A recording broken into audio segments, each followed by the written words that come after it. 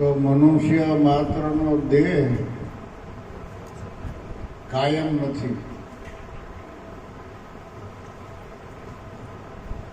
જન્મ મરણ દેહનો ધર્મ, સુધા પીપાસા પ્રાણ, શોખ અને ભય એ મનના ગુણ.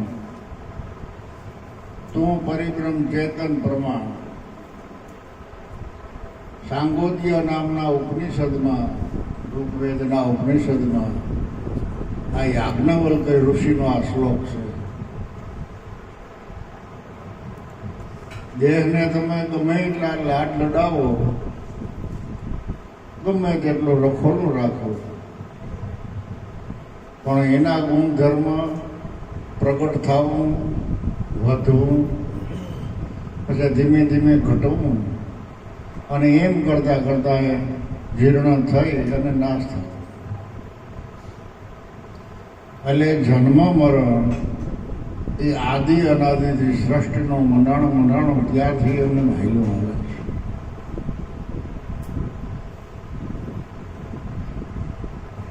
અને સુધા પીપાસા એ પ્રાણ. આત્માને કાંઈ ભૂખે નથી લાગતી અને તરસે નથી લાગતી. જો આત્મા ખાતો હોય, તરસ લાગતી હોય, તો નાની અવસ્થામાં ગમે તેટલું ખાઈ જાય તો પાચન થઈ જતું,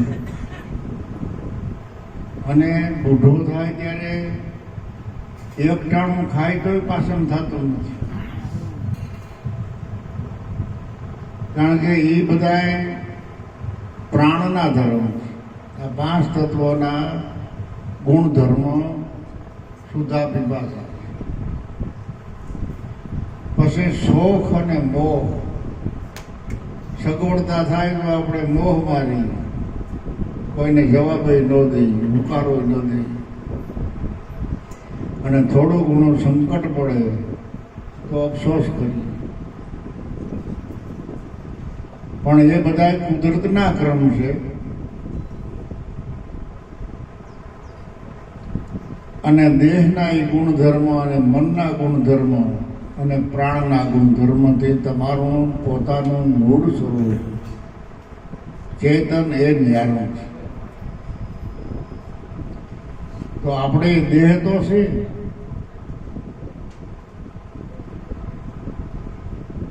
આખે આખો દેહ પરમાત્મા પાસે જાતો નથી. એ પૃથ્વીનો ભાગ પૃથ્વીમાં, પવનનો પવનમાં, અગ્નિનો અગ્નિમાં અને વાયુનો વાયુ. એ પાસે 5 તત્વના જેમાંથી પ્રકટ થયા છે એમાં સમાઈ જાય. અને ચેતન તો વધતો નથી, ઘટતો નથી, આવતો નથી, જાતો નથી, ખાવા પણ નથી ને મટવા પણ નથી. પણ દેહમાંથી પ્રાણ નીકળી ગયા પછી આ દેહને ચેતન વિના કોઈ હાંસવી શકે એમ નથી. એની 4 પ્રકારની વિધિ આપણા ઋષિ મુનિઓએ કહેલ છે. કાં તો એને અગ્નિદાહ આપો, કાં ભૂમિમાં એનું દાન આપો, અને કાં મોટી પહાડ નદી હોય એ નદીમાં પધરાવો, અથવા તો અઘાટ જંગલ હોય કે જ્યાં માણસોની બિલકુલ હેરાફેરી ન થતી હોય એવા વિસ્તારમાં એ દેહને નિવસ્ત્ર કરી અને મૂકી આપે. એને આ 4 પ્રકારની વિધિ ચેતન નીકળી ગયા પછી થાય છે.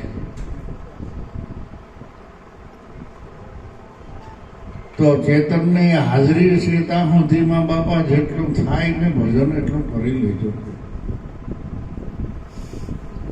આપણે કોઈ કાયમ રહેવાના નથી.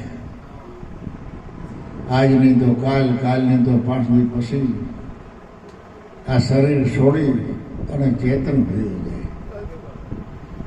જે વામન 5 તત્વોના ખલકામાં બોલતો એ પાર બ્રહ્મ, આ દેહની પાર બાંધેલી છે એની હદમાં રહીને બોલી રહ્યો છે. અને દેહ છોડી નીકળી જાય એટલે એ અપાર બ્રહ્મ વૈરાટ સ્વરૂપમાં મળી જાય. પિંડ પિંડ અને બ્રહ્માંડમાં એ વૈરાટ સ્વરૂપ બની જાય. પછી જેવા જેના કર્મ, જેવી જેની વૃત્તિ, જેવો જેનો ભાવ, એવું પાછું બીજું શરીર એને મળે. ગીતાજીમાં તો ભગવાન એમ કહેતા ગયા છે કે માણસો જૂના વસ્ત્ર, જીર્ણ થયેલા વસ્ત્ર બદલી અને નવા વસ્ત્ર જેમ ધારણ કરે છે, એવી જ રીતે આ ચેતન આ દેહને છોડીને તરત બીજા દેહમાં દાખલ થઈ જાય છે કર્મ અનુસાર. તો તમે તો બધા ગુરુના બાળકો છો, જાગૃતિ છે તમારામાં, પૂર્વના અંશ કમાઈવાળા છો,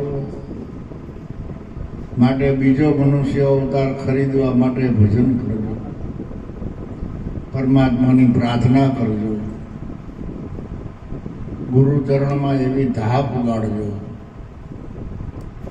કે આવીને આવી સુવિધાવાળો આ ધર્મશાળા રૂપી દેહ અમને મળવો જોઈએ. કારણ કે જગત છે એ મુસાફરખાનું છે. બાબાએ એટલા માટે જ કહ્યું કે જાગ મુસાફિર ભજન કરી લે સિદ્ધને ગૌરાય. સદગુરુના ભજનથી જ ભવ પાર. તારે બીજા ગમે એટલા ઉપાય કરવા હોય તો એનું પુણ્ય મળે. તમે દાન કરો, પુણ્ય કરો, કોકને ટેકારૂપી બનો, પરમાર્થ કરો, એનું ફળ મળે પણ મુક્તિનું મળે. એટલે આ જીવ આદિ અનાદિનો છે અને અનેક ગામડાઓમાં, અનેક ધર્મશાળાઓમાં ફરતો ફરતો ફરતો રહેતો મનુષ્ય નામની દેહરૂપી ને ધર્મશાળા પ્રાપ્ત થઈ. અને એ ધર્મશાળામાં ધર્મશાળા એટલે નિશાળ. ધર્મને સમજવો, ધર્મને ભણવો, એનું પાલન કરવું, એની ઋણી પાડવી, જીવન બનાવવું, એને આપણે ધર્મશાળા કહીએ. એટલે ઊંચામાં ઊંચી યુનિવર્સિટી જો હોય તો આ ધર્મશાળા છે. ગુરુની નિશાળમાં પાસ થઈ જાઓ ભાઈ, એ ભણતર ભણો. ભણવા હોય તો 2 અક્ષર ભણો, એક રરો ને એક મમો. મનુષ્ય અવતાર છે, વાવણી ટાણું ચૂકતા નહીં ભાઈ કોઈ સમો. વાવણી ટાણી ન વાવી તો પછી ઉનાળામાં વાવો તો ઉગે નહીં. એક રકાર રમે રમમાં જે રમી રહ્યો છે એ, અને મકાર રૂપિયા દેહ રૂપિયાની માયા, આ બે અક્ષરને જ જાણો. ભણવા હોય તો 2 અક્ષર ભણો, એક રરો ને એક મમો. મનુષ્ય અવતાર છે, વાવણી ટાણું ચૂકતા નહીં ભાઈ કોઈ સંભવ. કાંઈ પણ થાય તો મોટી ચકલાને સણ નાખો, ગાયોને નીણ નાખો, કોઈને ટેકારૂપી બનો. એ સિવાય બીજા કોઈ ઉપાય આ ધર્મશાળામાંથી છૂટવાના નથી. એટલે ધર્મશાળા આ દેહ અને જીવ મુસાફરી કરવા માટે આવ્યો છે. અને જગત મુસાફરખાનું છે. આ જગતમાં મુસાફરી કરતા જ્યાં જ્યાં સંતો મહાપુરુષો બિરાજે છે એ બધા તીર્થના ધામ છે. અને તીર્થના ધામમાં જો કોઈ જીવ ઉગી જાય તો એની મુક્તિ થઈ ગઈ. એટલે ત્યાં પણ આપણા ઋષિ મુનિઓએ એક શ્લોક કહેતા ગયા છે કે કર્મ ક્ષેત્રે કર્તમ પાપમ તીર્થ ક્ષેત્રે મુખ્યંતી તીર્થ ક્ષેત્રે કર્તમ પાપમ વજ્ર લેભમ. એવી શિખામણ આપી, એવી ભલામણ કરી અને એવી આપણને ચેતવણી આપી કે આ મનુષ્ય અવતાર, આ મૃત્યુલોક કર્મભૂમિ છે. આ ભૂમિ કર્મભૂમિ છે. એટલે કર્મભૂમિમાં જાણે અજાણે આપણે કોઈનું અહિત કરવું નથી, છતાં પણ કર્મ ક્ષેત્રે કર્તમ ભાવમ તીર્થ ક્ષેત્રે મુક્યંતિ. અહિત કરવું નથી, છતાં પણ આપણી કોઈ જગ્યાએ ઘણી જગ્યાએ ખબર વિનાની ભૂલ હોય. એટલે ક્યારેય એવો અહમ નહીં કરવાનો કે મારી ભૂલ ન હોય. ભૂલ તમારી હોય ને મારી હોય. ભૂલ ભરેલા જીવન તો આપણા બધાના હોય જ. પણ તીર્થનું ક્ષેત્ર સંતોનું ચરણ છે. એટલે કર્મ ક્ષેત્રે કર્તમ પાપમ તીર્થ ક્ષેત્રે મુક્યંતે. જો તીર્થના ક્ષેત્રમાં મૂકી ગયા, સંતોનું ચરણ મળી ગયું તો તમારી મુક્તિ. એ અડધા શ્લોકમાં વાત કરી અને અડધા શ્લોકમાં પાછી તમને જાગૃતિ આપી, ચેતવણી આપી કે તીર્થ ક્ષેત્રે કર્તમ પાપમ વજ્રલેપમ. ગુરુને ચરણે ગયા પછી જો તમે લલસાઓ, લોભાઓ, મમતાળું જીવન બનાવો, લાલસુ જીવન બનાવો, કૂડ કપટ રાખો તો વજ્ર લેપમ. જેમ ઠામમાં જૂના જમાનામાં પિત્તળના ઠામમાં કલી દેવરાવતા, આમાં કોકને યાદ આવી છે, સફેદ કલરની કલી દેવરાવે. એ કલી ક્યારે જાય કે ઠામ ફૂટે ત્યારે, ઠામ સુધી ઉખડે નહીં. અને આ તો વજ્રનો લેવો, લોખંડની કલી લાગી. એટલે ગુરુચરણે ગયા પછી કોઈ આડાવડા થતા નહીં, ક્યાંય લોભાતા નહીં. ભૂલવણીમાં ભૂલો પડોશમાં ભલે તને ધંધે વરગાડે, ભલે તને લલસાવે. દિવસના ભૂલા પછી દસ ન સૂજે, આડી અંધારી રાત આવે, તું નામ સમરી લે, તારે કોઈ ફિકર નહીં. તારા ક્રિયા અને કર્મ એ બધા મળી જાય. એટલે મનુષ્ય અવતારમાં આ કાર્ય થાય એમ છે, બીજા અવતારમાં કાર્ય થાય એમ નથી. બીજાઓને તો બસ ભૂખ લાગે અને કોક બીવરાવ્યો તો બીક સિવાય નહીં, ને બીજાને જ્ઞાન નથી. કોઈને એક ઇન્દ્રિયોનું જ્ઞાન, કોઈને બે ઇન્દ્રિયોનું જ્ઞાન. અને પોતાને ઓળખતું નથી. આપણે જે પ્રાણીના નામ પાડ્યા છે એ આપણે પાડ્યા છે, એને ખબર નથી હું કોણ છું.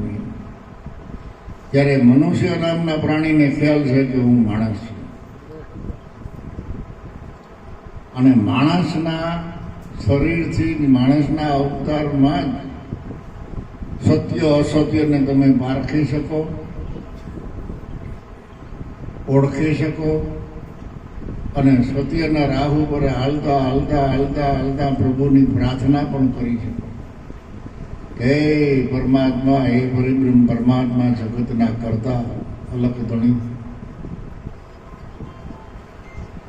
અમારી કોઈ જગ્યાએ ક્યાંય ભૂલ ના આવે એવું રખોલું રાખજો. અને ભૂલા પડી તો તરત જ અમને શાન કરજો. એટલે મેં ભૂલ કરતા અટકી ગઈ. તો ભક્તિના માર્ગમાં કોઈ એવો પીરિયડ નથી કે તમને અભાવ આવે. છે કોઈ પીરિયડ? પણ આપણે આપણા મમતાનું જીવન રાખી અને હજી કંઈક કરી લેવું છે, હજી કંઈક મેળવી લેવું છે, હજી કંઈક આગળ વધવું છે, તો ક્યાં તમે જાઓ, ક્યાં ઊભા રહો એ તો કયો.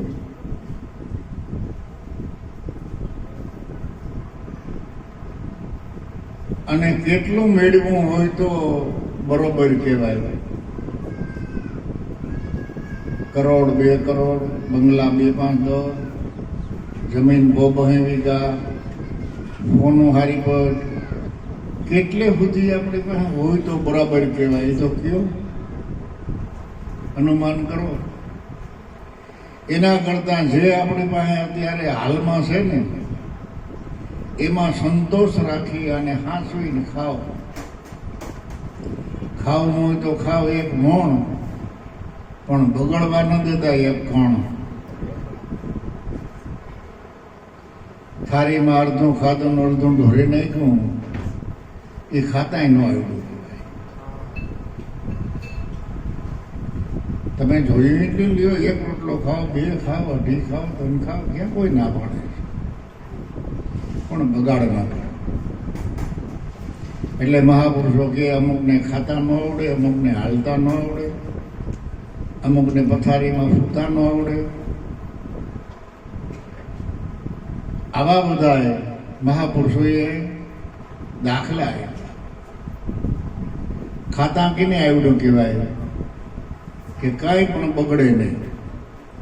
અને ઘણી વખત હું દાખલો દઉં છું, દખ ન લગાડતા, કે આપણે ગમે ત્યાં મહેમાન થઈ ગયા હોય, કોઈને દુજાણા હોય ન હોય, તો તમને પાહેર કે અડધો દૂધ દે, એમાં તમે રોટલો દોઢ રોટલો ખાઈ શકો જો આવડે તો.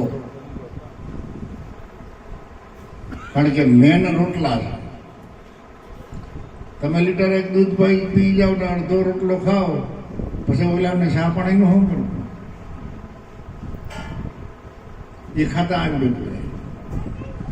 સંતો મહાપુરુષો એમ કે ખાતા આવડવું જોઈએ. તમને તમારી થાળીમાં પીરસાય એટલે તમને ખબર જ પડી જવી જોઈએ કે આમાં મેન આઈટમ કઈ છે. એ તમે 2% વધારે ખાઓ.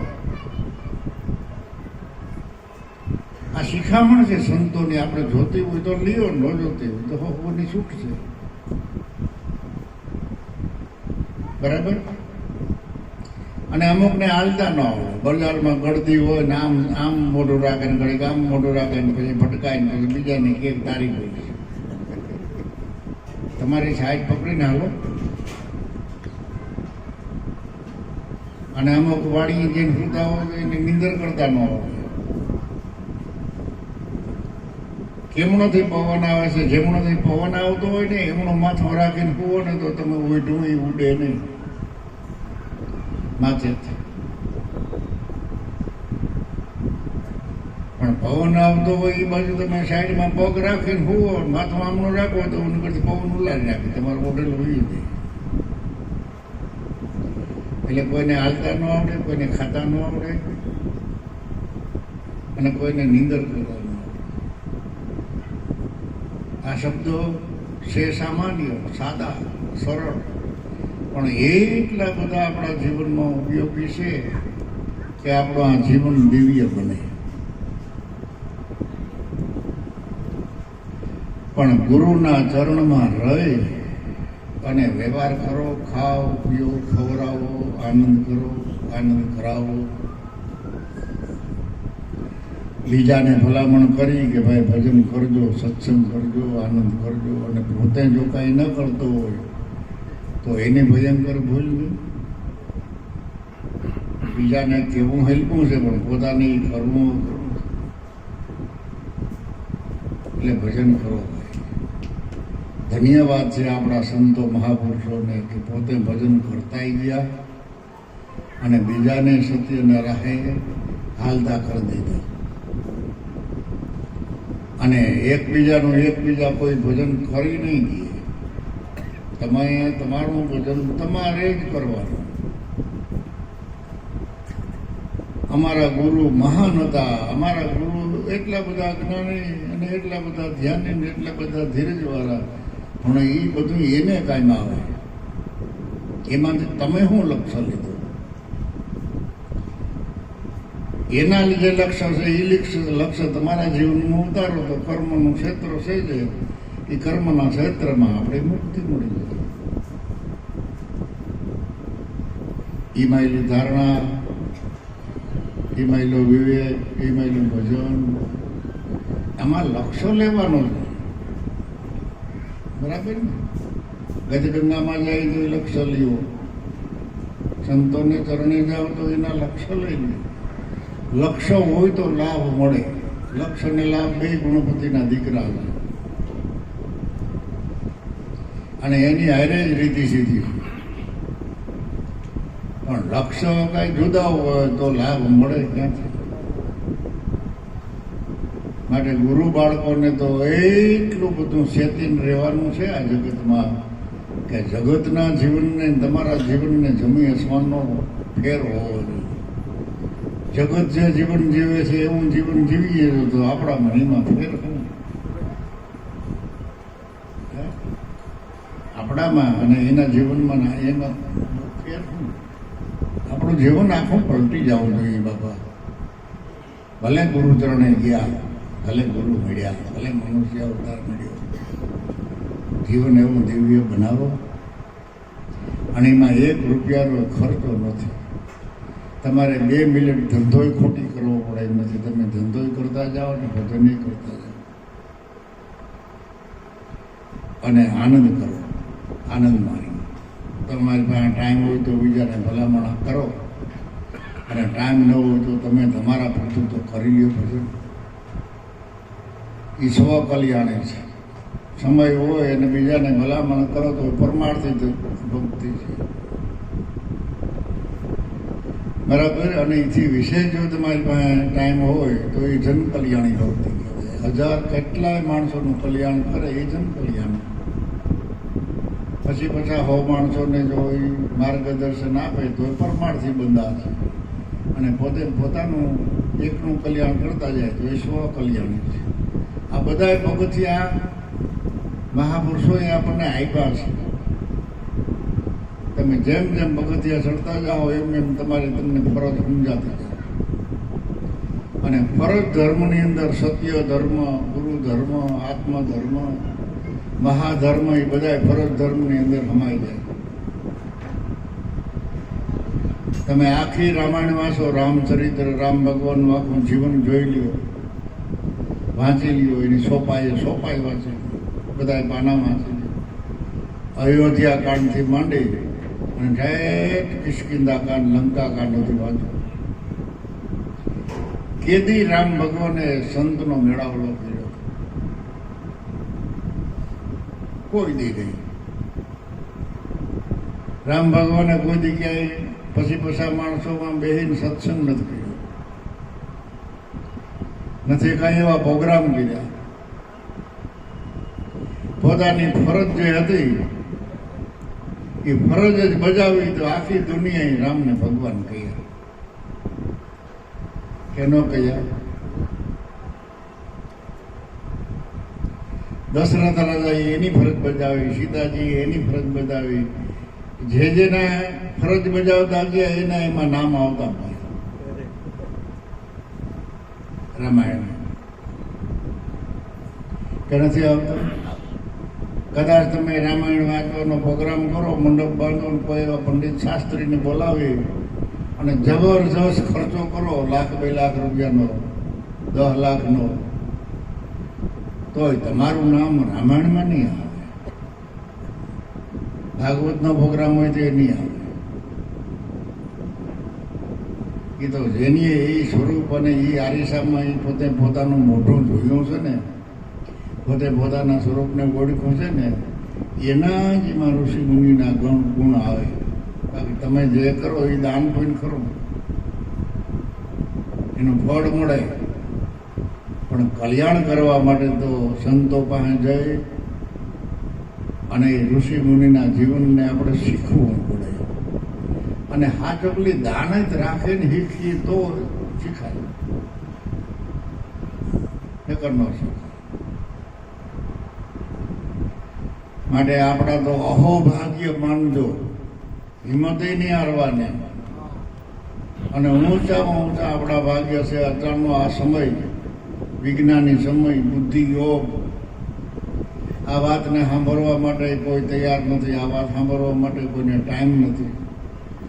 અને આવા સમયમાં આપણને પરમાત્માએ હાથમાં રાખ્યા અને હજારો હાથ આપણી માથે મૂક્યા.